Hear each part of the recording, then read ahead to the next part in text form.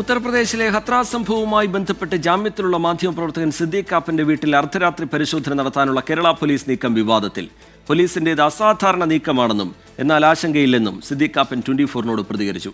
രാത്രി 12 മണിക്ക് ശേഷം വീട്ടിലേക്ക് പോലീസ് എത്തുമെന്ന് അറിയിച്ചതായി സിദ്ദീഖ് കാപ്പന്റെ ഭാര്യ ഫേസ്ബുക്കിൽ കുറിച്ചു. വൈകിട്ട് 6 മണിക്ക് വീട്ടിലേക്കെത്തിയ 2 പോലീസുകാർ അറിയിപ്പ് നൽകുകയായിരുന്നു. രാത്രി 12 മണി കഴിഞ്ഞ് പോലീസ് എത്തുമെന്നറിയിച്ചു.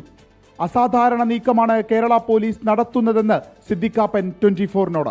അപ്പോൾ 12 മണിക്ക് ശേഷം മലപ്പുറത്ത് നിന്നൊരു ടീം വരുന്നുണ്ട്, ചെക്കിങ്ങിന് വരികയാണ്. അപ്പോൾ ഞാൻ എന്താണ് 12 മണിക്ക് ശേഷം വരേണ്ട ആവശ്യം, ഞാൻ ഇപ്പോൾ ഇവിടെ ഉണ്ടല്ലോ, ഈ സമയത്ത് ചെക്ക് ചെയ്യാമല്ലോ, അല്ലെങ്കിൽ ടീമിന് വരികയാണെങ്കിൽ ഈ സമയത്ത് വരാമല്ലോ എന്ന് പറഞ്ഞു. അപ്പോൾ പറഞ്ഞാൽ അതല്ല, അത് രാത്രിയാണ് വരിക, 12:30 ശേഷമാണ്. അപ്പോൾ ഞാൻ പറഞ്ഞു അല്ല, EDO അല്ലെങ്കിൽ മറ്റെന്തെങ്കിലും റെയ്ഡ് വാറണ്ടുകളോ എന്തെങ്കിലും ഉണ്ടോ നിങ്ങളുടെ കയ്യിലെന്ന് ചോദിച്ചാൽ പറഞ്ഞു ഇല്ല, അതൊന്നുമില്ല. വഴിനീളെ വീട് ചോദിച്ച ശേഷമാണ് പോലീസ് എത്തിയത്. ആളുകളെ പരിഭ്രാന്തരാക്കുകയാണ് ലക്ഷ്യം.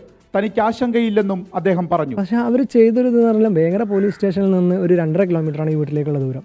പക്ഷേ ഇവർ അവിടെ നിന്ന് വേങ്ങര പോലീസ് സ്റ്റേഷനിൽ നിന്ന് ഇറങ്ങിയിട്ട് ഇവിടെ എത്തുന്നത് വരെ എല്ലാ കാണുന്ന ആളുകളോടും വീട്ടിലേക്കുള്ള വഴി വയ്ക്കുകയാണ്.